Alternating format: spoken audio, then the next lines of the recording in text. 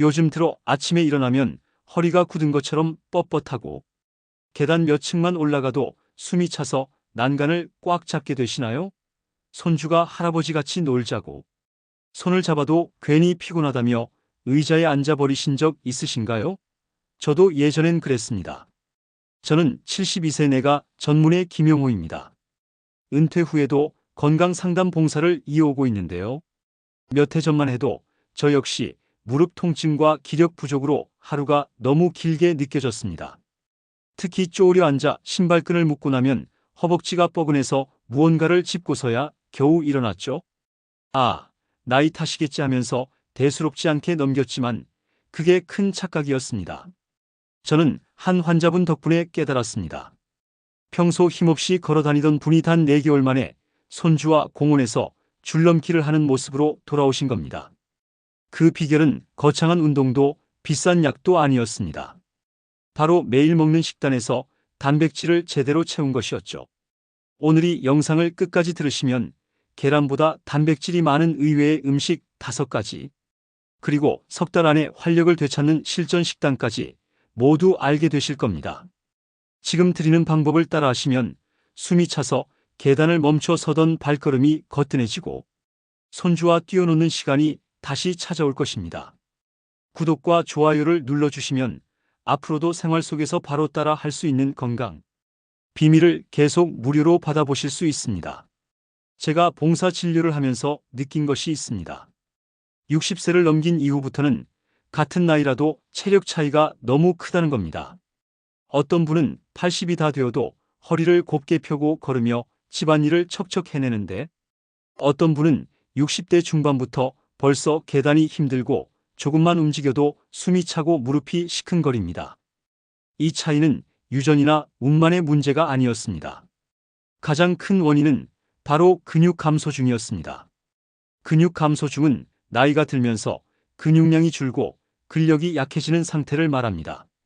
이 과정은 아주 서서히 그리고 조용히 진행됩니다. 30세 이후부터 해마다 약 1%씩 근육이 줄어드는데 60세를 넘으면 그 속도가 3배 이상 빨라져 매년 3%씩 사라집니다. 10년이면 몸속 근육의 30% 가까이가 없어지는 셈입니다. 근육이 줄면 가장 먼저 나타나는 변화는 기초 대사량 감소입니다. 쉽게 말해 같은 양을 먹어도 예전보다 살이 더 쉽게 찌고 에너지가 빨리 고갈됩니다. 또한 균형 감각이 떨어져 넘어질 확률이 높아집니다. 특히 노년기에 한번 넘어져 골절이 생기면 그 후에는 움직임이 더 줄어들어 회복이 훨씬 더 유해히 치유됩니다. 면역력 저하도 심각한 문제입니다. 근육은 단순히 움직이는 도구가 아니라 우리 몸의 면역 반응과 대사 활동에도 깊게 관여합니다. 근육량이 줄면 작은 감기에도 오래 앓고 상처 회복도 느려집니다. 가장 무서운 건 악순환입니다. 근육이 줄면 몸이 쉽게 지치고 지치니 움직임이 줄고 그러다 보니 근육이 더 줄어드는 흐름이 반복됩니다. 결국 의자에서 일어나는 것조차 힘든 상태에 이를 수 있습니다. 문제는 병원에서 받는 일반 건강검진으로는 이 변화를 쉽게 알 수 없다는 겁니다. 혈액검사나 X-로는 근육량을 정확히 측정하기 어렵고 별도의 최성분 검사나 근력 측정이 필요한데 이런 검사를 정기적으로 받는 분은 거의 없습니다. 그래서 나이에 비해 건강하세요라는 말을 듣고 안심하다가도 어느 날 갑자기 무릎이나 허리가 못쓰게 되는 경우가 생깁니다. 이런 이유로 근육 감소 중은 노화의 그림자라 불립니다. 조용히 다가오지만 한번 진행되면 되돌리기 어려운 변화를 남기기 때문입니다. 하지만 좋은 소식이 있습니다. 충분한 단백질 섭취와 꾸준한 근육 사용으로 속도를 늦추거나 되돌리는 것이 가능합니다. 그리고 이 방법은 복잡하지도 비싸지도 않습니다. 지금부터 차근차근 말씀드리겠습니다. 많은 분들이 이렇게 말씀하십니다. 나는 매일 계란도 먹고 고기도 먹는데 왜 이렇게 기운이 없을까요? 겉으로 보면 충분히 단백질을 섭취하는 것 같지만 실제 몸에 흡수되는 양은 전혀 다를 수 있습니다. 그 이유를 이해하려면 먼저 나이 들수록 달라지는 몸의 변화를 알아야 합니다. 첫 번째 문제는 위산 부족입니다. 위산은 단백질을 잘게 분해하는데 꼭 필요한 요소입니다. 젊을 때는 위산이 충분히 분비되어 고기 한 점, 계란 한 개만 먹어도 단백질이 알뜰하게 흡수됩니다. 하지만 60세 이후에는 위산 분비량이 눈에 띄게 줄어들어 단백질이 덩어리째 소장으로 넘어가 버립니다. 이렇게 되면 몸속에서는 소화가 덜 된 음식물을 처리하느라 더 많은 에너지를 쓰게 되고 결국 근육으로 변환되는 단백질 양이 크게 줄어듭니다. 혹시 요즘 소화가 예전 같지 않고 식사 후 더부룩함이 오래 간다고 느끼신다면 그게 바로 위산 부족의 신호일 수 있습니다. 두 번째는 흡수율 저하, 의학적으로는 동화작용 저항성이라고 부릅니다. 쉽게 말해 단백질을 먹어도 근육으로 만드는 능력이 떨어진다는 뜻입니다. 젊을 때는 식사 후 혈액 속 아미노산 농도가 빠르게 높아져 근육 합성이 활발하게 일어나지만 노년기에는 이 과정이 느리고 반응 자체도 둔해집니다. 그래서 20대 때와 똑같은 식단을 먹어도 근육 합성률은 절반 이하로 떨어질 수 있습니다. 이건 단백질이 부족해서가 아니라 단백질을 잘 못 쓰는 몸이 되는 변화입니다. 세 번째는 잘못된 식습관입니다. 대표적인 것이 아침을 거르고 저녁에 몰아먹는 패턴입니다. 우리 몸은 한 번에 흡수할 수 있는 단백질량이 대략 30g 정도로 한정되어 있습니다. 그 이상을 먹으면 남는 단백질은 근육으로 가지 못하고 그냥 에너지 소모나 배출로 이어집니다. 따라서 저녁 한 끼에 고기를 잔뜩 먹는 방식은 근육 합성 측면에서 비효율적입니다. 또 하나 자주 보이는 습관은 반찬 위주 식사입니다. 예를 들어 국물만 먹고 건더기를 남기는 황태국, 채소 위주의 나물 반찬에 단백질이 거의 없는 식단, 혹은 흰쌀밥 위주의 간단한 끼니 등이 그렇습니다. 이런 식사는 칼로리는 채워도 단백질은 턱없이 부족해 결국 하루 권장량 60g에 훨씬 못 미치게 됩니다. 여기에 씹는 힘 문제도 겹칩니다. 나이가 들면 치아 상태나 턱 근육이 약해져 고기를 오래 씹는 게 힘들어집니다. 그래서 자연스럽게 고기나 생선 같은 단백질 음식은 줄고 부드럽고 삼키기 쉬운 빵, 국수, 죽 같은 탄수화물 위주의 음식으로 식단이 기울어집니다. 이렇게 되면 근육감 소중은 더 빨리 진행됩니다. 결국 나이 들수록 얼마나 먹느냐보다 어떻게 먹느냐가 더 중요해집니다. 위산 분비가 줄어도 소화가 잘 되는 단백질 흡수율이 떨어져도 근육 합성에 효과적인 식사, 타이밍, 그리고 한 번에 몰아먹지 않고 나눠 먹는 습관이 필수입니다. 제 환자 중 한 분도 60대 후반에 접어들 무려 매일 아침 계란 한 개와 빵, 점심엔 국수, 저녁엔 밥과 국으로 식사하는 생활을 했습니다. 그런데 그때는 내가 단백질을 꽤 먹고 있겠지라고 생각했지만 실제로 계산해보니 하루 섭취량이 25g도 안 됐습니다. 필요의 절반에 불과했던 것이죠. 그 결과 무릎 관절 주변 근육이 약해져 걷는 속도가 느려지고 집안 계단을 오르내리는 것이 버겁게 느껴졌습니다. 하지만 식단을 바꾸고 단백질 섭취량과 흡수율을 함께 챙기기 시작하자 3개월 만에 기력이 돌아오고 계단을 쉬지 않고 오를 수 있게 됐습니다. 이 변화는 운동을 열심히 한 결과가 아니라 나이에 맞는 단백질 섭취법을 실천한 결과였습니다. 제가 계란보다 단백질이 더 많고 소화와 흡수에도 유리한 음식 5가지를 소개해 드리겠습니다. 이 음식들은 위가 약한 분도 부담 없이 드실 수 있고 특별한 조리법이 없어도 매일 식탁에 올릴 수 있습니다. 이제 본격적으로 계란보다 단백질이 더 많고 흡수율까지 좋은 5가지 음식을 소개하겠습니다. 이 음식들은 의사인 제가 직접 섭취하고 진료 봉사 현장에서 환자분들께 권해 실제로 효과를 본 것들입니다. 각각의 음식에 들어있는 단백질량, 부가적인 건강 효능, 그리고 누구나 쉽게 따라 할 수 있는 조리 팁까지 함께 알려드리겠습니다. 첫 번째, 황태입니다. 황태 100g에는 무려 단백질이 75g 들어있습니다. 계란 12개에 해당하는 양이지요. 건조 과정에서 조직이 부드러워져 위가 약한 분도 소화가 잘 됩니다. 간 건강을 돕는 메티오인도 풍부합니다. 황태를 조리하는 게 어렵지 않냐고요? 전혀 아닙니다. 황태는 미지근한 물에 30분 정도 불려주세요. 쌀뜨에 불리면 비린내가 사라지고 단백질이 잘 우러납니다. 무화와 감자를 넣어 끓이면 영양과 맛이 올라갑니다. 가는 싱겁게 국물보다 건더기를 꼭 챙겨 드세요. 두 번째, 두부입니다. 두부 한 모에는 단백질이 약 20g 들어있습니다. 갱년기 이후 뼈 건강에 좋은 이소플라본도 풍부합니다. 모두부가 순두부보다 단백질이 3배가량 많습니다. 몸이 찾는 따뜻하게 조리해 드세요. 아침에는 두부찜, 점심엔 두부조림, 저녁엔 된장국에 넣어보세요. 맛도 좋으면서 단백질도 풍부한 식단이 됩니다. 세 번째, 병아리콩입니다. 삶은 병아리콩 100g에 단백질 20g 들어있습니다. 필수 아미노산이 골고루 들어있어 완전 단백질에 가깝습니다. 시기치기 섬유가 많아 변비 개선에도 좋습니다. 혈당을 천천히 올려 식후 졸음을 줄여줍니다. 병아리콩을 살 때 팁을 한 가지 드리겠습니다. 한 번에 1kg를 구입해 반나절 불리고 삶아 한 컵씩 소분해 냉동 보관하세요. 이렇게 되면 먹을 때마다 번거롭지 않고 값싸게 좋은 단백질을 섭취할 수 있습니다. 네 번째, 들깨입니다. 들깨 한 큰술에 단백질이 약 3g 들어있습니다. 오메가3 지방산이 풍부해 혈관 건강에 좋고 뇌 건강에도 도움을 줍니다. 하지만 주의할 점도 있습니다. 하루 한두 스푼이 적당합니다. 칼로리가 높기 때문입니다. 그리고 볶은 들깨는 영양 파괴가 되지 않도록 한 달 안에 드세요. 다섯 번째, 시금치와 버섯입니다. 시금치 3컵에 단백질 2g, 버섯 100g에 단백질 3g 들어있습니다. 칼로리가 낮아 부담 없이 먹을 수 있습니다. 시금치는 철분, 칼슘이 많고 버섯은 면역력을 높이는 베타글루칸을 함유하고 있는 아주 좋은 재료입니다. 많은 분들이 단백질 함량이 높은 음식을 알고 나면 그 다음부터는 양만 늘리면 된다고 생각합니다. 하지만 단백질은 얼마나 먹느냐보다 어떻게 먹느냐가 훨씬 중요합니다. 같은 양을 먹어도 조합과 타이밍에 따라 흡수율이 2배 이상 차이 날 수 있기 때문입니다.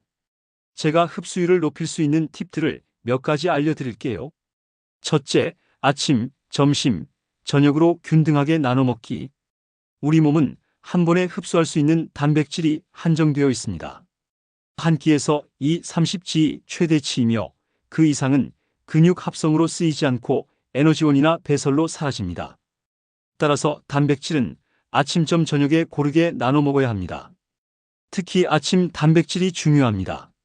밤새 8시간 이상 공복이 지속된 몸은 단백질 합성 재료가 거의 바닥난 상태입니다. 아침에 단백질을 공급하면 근육이 하루 종일 효율적으로 생성됩니다. 예를 들어 황태미 엽국과 두부조림 병아리콩 한 숟갈이면 아침에 25에서 30g를 채울 수 있습니다.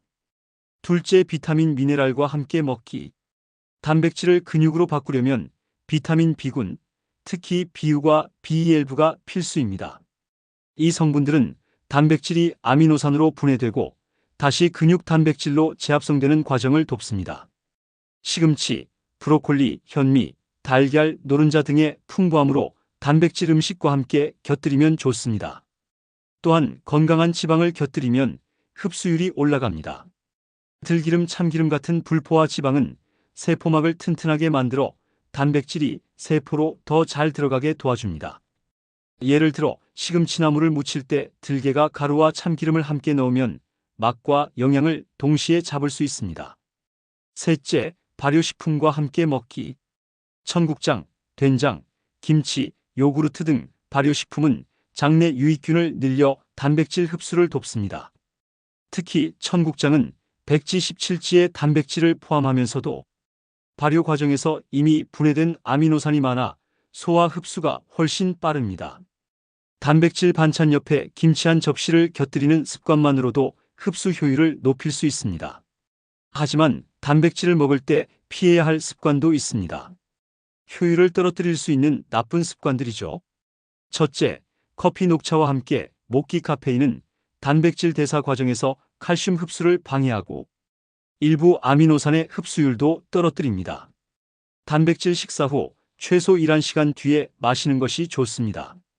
그리고 알코올과 같이 먹는 것도 자제해야 합니다. 술은 단백질 합성을 억제하고 근육 회복 속도를 크게 늦춥니다. 특히 나이가 들면 알코올 분해 속도가 느려져가네 부담이 크므로 단백질 섭취 전후 3~4시간 이상은 금주하는 것이 좋습니다. 세 번째로는 짠 음식입니다. 나트륨이 많으면 신장에 부담을 주어 단백질 대사에 악영향을 미칩니다. 인스턴트 식품라면, 젓갈류를 자주 먹으면 단백질 흡수율이 떨어질 수 있으니 반드시 따로 드세요. 단백질의 흡수율을 높이는 간단한 예시 식단도 알려드리겠습니다. 아침은 황태미 엽국과 두부찜에 병아리콩 한 스푼을 드세요. 이렇게 되면 총 단백질이 27지로 아주 든든한 식단이 됩니다. 점심은 시금치나물을 들기에 무치고 현미밥과 청국장을 드셔보세요. 이 역시 단백질이 든든하게 포함된 식단입니다. 저녁은 표고버섯 볶음에 두부조림 보리밥을 드시면 단백질이 20지 들어있답니다. 이렇게 나누어 먹으면 하루 총 69지의 단백질을 섭취할 수 있고 흡수율이 떨어지는 노년기에도 근육 합성에 충분한 양을 채울 수 있습니다. 결론적으로 단백질 섭취에서 중요한 것은 좋은 음식을 아는 것에서 끝나지 않고 언제 무엇과 어떤 순서를 먹느냐까지 함께 관리하는 것입니다. 이 원칙을 지키면 같은 음식이라도 결과가 달라집니다.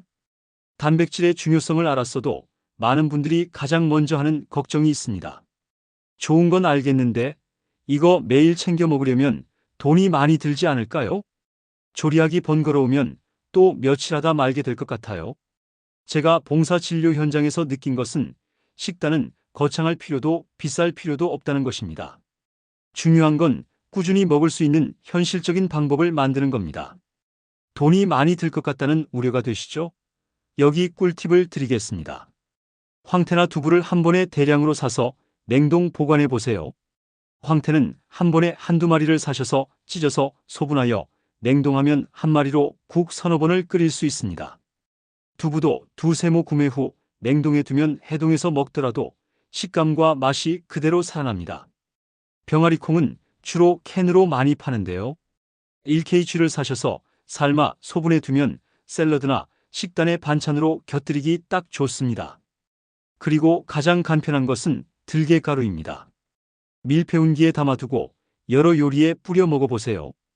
고소한 맛이 살아날 뿐만 아니라 단백질이 풍부한 식단으로 바뀝니다. 이 모든 재료들은 많이 비싸지 않을 뿐더러 소분하는 조그만 노력만 더한다면 매 요리 때마다 아주 편리하게 사용할 수 있습니다. 한 달 정도만 해보세요. 처음보다 단백질 섭취량은 2배가량 늘어나면서도 식비는 크게 오르지 않습니다. 오히려 외식이나 간식 지출이 줄어 전략 효과가 생깁니다. 생활 속에서 실천할 수 있는 단백질 습관도 알려드릴게요. 먼저 몇 끼니에 단백질이 있는지 확인해 주세요. 고기나 콩류 반찬이 있는지 체크하면 쉽습니다. 두 번째로는 국물 요리에 건더기를 반드시 먹는 습관입니다. 건더기는 주로 두부나 육류인 경우가 많은데 이를 먹지 않고 국물만 먹는다면 영양소의 절반만 섭취하는 꼴이 됩니다. 세 번째는 단백질만 많이 드시는 게 아니라 반드시 건강한 지방과 함께 섭취하는 것입니다. 잘 익은 아보카도가 될 수도 있고 올리브유가 될 수도 있겠지요. 마지막으로는 아침, 점심, 저녁 식단에 골고루 단백질을 섭취하는 것입니다. 벼락치기로 한 끼니의 단백질을 폭발적으로 섭취하는 것이 아니라 끼니마다 나누어 골고루 섭취해줘야 효과가 가장 좋을 수 있다는 점 반드시 기억해 주세요. 혹시 이런 상상을 해보신 적 있으신가요? 내년 이맘때 아침에 눈을 뜨자마자 허리를 곱게 펴고 가벼운 발걸음으로 부엌에 가서 하루를 시작하는 날. 계단을 오르며 숨이 차지 않고 손주가 같이 놀아요. 라고 말하면 주저없이 나서는 나. 병원 예약 날짜를 잊어버릴 만큼 건강하고 하루하루가 활력으로 가득 차니 모든 변화는 결코 멀리 있는 이야기가 아닙니다. 단지 오늘 한 끼의 식단에서 시작할 수 있습니다. 황태 한 줄, 두부 반모 병아리콩 한 숟갈이 소박한 선택이 근육을 지키고 면역력을 높이며 앞으로의 10년, 20년을 건강하게 만드는 씨앗이 됩니다. 제가 은퇴 후에도 봉사 진료를 이어갈 수 있는 이유는 특별한 약이나 고가의 건강식품이 아니라 매일 먹는 음식을 나이에 맞게 바꿨기 때문입니다. 근육은 나이를 탓하지 않습니다. 언제든 필요한 영양을 채워주고 조금이라도 움직여주면 회복할 힘이 남아 있습니다.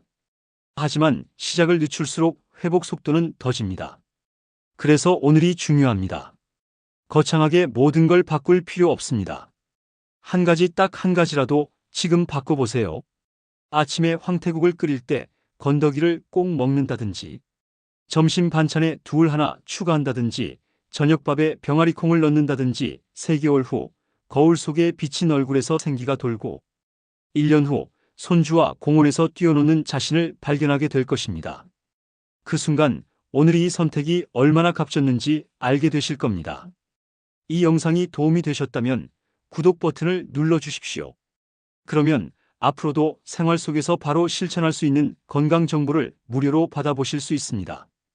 여러분은 오늘 어떤 한 가지를 바꾸시겠습니까?